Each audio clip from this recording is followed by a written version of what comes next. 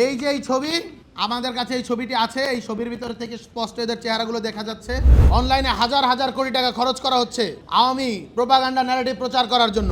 ওসমানী মিলনায়তনে স্বৈরাচারী শেখ হাসিনার ডাকে সেখানে দেখা করতে যায় এবং দেখা করতে গিয়ে তারা কনফিডেন্স দিয়ে আসে প্রয়োজনে 1 মাস ব্যবসা বন্ধ থাকবে, প্রয়োজনে তারা তাদের ব্যবসার যে ফান্ড সেগুলো শেখ হাসিনাকে দিয়ে দিবে, তাদের যা ইচ্ছা তা করবে। কিন্তু হাসিনা শুধু যা বলবে তার অপেক্ষায় তারা থাকবে। কিন্তু তারা এই যে হত্যাকাণ্ড সেটি চালিয়ে গিয়ে এই যে আন্দোলন সেটিকে স্থগিত করতে চায় এবং তার জন্য যা যা করা দরকার তারা সেটা করার জন্য প্রস্তুত রয়েছে। শুধু জুলাই গণঅভ্যুত্থান নয়, তার পূর্ববর্তী সময়ে 17 বছর আওয়ামী যে ফ্যাসিবাদী রিজিম সেটি টিকিয়ে রাখার অন্যতম স্তম্ভ ছিল এই আওয়ামী ব্যবসায়ী রূপী ফ্যাসিবাদের এই দোসরেরা। আপনারা দেখতে পেয়েছেন 5ই আগস্ট জুলাই গণঅভ্যুত্থান পরবর্তী বিপ্লবী সময়ে আমরা কিন্তু বাংলাদেশের আপামর সাধারণ জনগণকে কমান্ড দিয়েছিলাম, আপনারা কোনো প্রকার সহিংসতার দিকে যাবেন না, আপনারা বাংলাদেশের যে রাষ্ট্রীয় সম্পদ সেগুলোকে রক্ষা করুন। আমরা রাষ্ট্র পুনর্গঠনের দিকে মনোযোগী ছিলাম। আমরা চেয়েছিলাম সকল ভুল ভ্রান্তি হাসিনার পলায়নের মধ্য দিয়ে এই আওয়ামী ফ্যাসিস্ট, আওয়ামী এনেবেলার সহ গোটা বাংলাদেশের যেখানে যেখানে আওয়ামী ফ্যাসিবাদের রন্ধ্র জড়িয়ে রয়েছে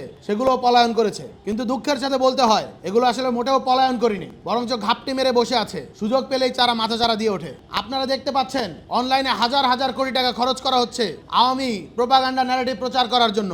আমার বোনেদেরকে, আমাদের ভাইদেরকে হ্যারাসমেন্ট করার জন্য অনলাইনে হাজার হাজার কোটি টাকা খরচ করছে এই আওয়ামী লীগেরা। এই আওয়ামী টাকায় এখনো আমার ভাই শরীফ ওসমান বিন হাদিকে গুলি করে হত্যা করা হয়। সেই আওয়ামী লীগের টাকায় এখনো আমার বোনেদেরকে অনলাইনে এতটা বিশ্রীভাবে হ্যারাসমেন্ট করা হয়, লাঞ্ছিত করা হয় যে তারা সুইসাইড করতে বাধ্য হচ্ছে। এই হাজার হাজার কোটি টাকা কোত্থেকে আসে? অবশ্যই আওয়ামী লীগ যে তাদের অর্থনৈতিক ইকোসিস্টেম রেখে গিয়েছে সেই ইকোসিস্টেম এখনো বলবৎ রয়েছে, অন্যথায় এই টাকা আসতো না। আপনারা দেখেছেন, নিউজ করেছেন, আপনারাই গণমাধ্যম থেকে আমরা জানতে পেরেছি এক একটা মিছিল করলে নাকি 10,000 টাকা পাওয়া যায়, মিছিলের সামনে যদি থাকে তাহলে 15,000 টাকা পাওয়া যায়। সারা বাংলাদেশ জুড়ে আওয়ামী লীগ এই যে ধরনের ভ্যান্ডালিজম করার, জঙ্গি স্টাইলে ষড়যন্ত্র, রাষ্ট্রকে অস্থিতিশীল করার ষড়যন্ত্রে লিপ্ত হচ্ছে।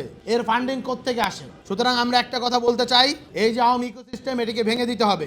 আমরা একটা জিনিস খুব ভালোভাবে বুঝি, একটি রাষ্ট্র অর্থনৈতিকভাবে টিকে থাকতে হলে একটি রাষ্ট্রের ইকোনমিকে চলতে দেওয়া উচিত। কিন্তু সেই ইকোনমি একটা বড় অংশ যখন পতিত ফ্যাসিবাদের নিয়ন্ত্রণে থাকে, তাদের এনাবেলার হয়, বাংলাদেশপন্থী অর্থনীতিক না হয়ে সেগুলো যখন দিল্লি থেকে নিয়ন্ত্রিত হয়, তখন এটা বললেই বাহুল্য বিচারিক প্রক্রিয়ার মধ্য দিয়ে ব্যতীত অন্য কোনোভাবেই এই বাংলাদেশের পতিত ব্যবসায়ীদের রিকনসিলিয়েশন সম্ভব না। তাই আমরা বিচারিক প্রক্রিয়ার দ্বারস্থ হয়েছি, আন্তর্জাতিক অপরাধ ট্রাইব্যুনালের মুখোমুখি হয়েছি।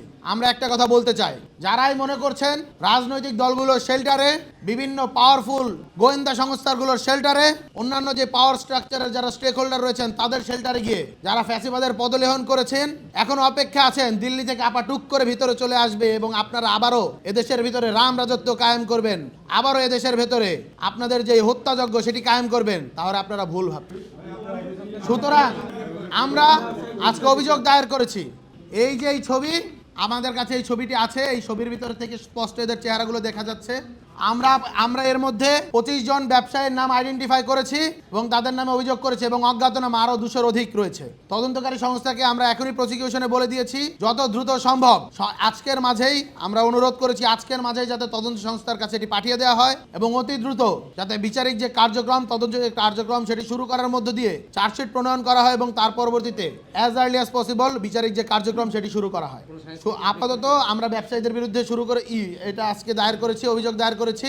সাংস্কৃতিক কর্মীদের আমরা যেটা বলেছি সেটা এখনো আমাদের পুরো কাজটা গোছানো হয়নি, প্রক্রিয়াধীন রয়েছে। আমরা অতি শীঘ্রই এটি সমাপ্ত করব।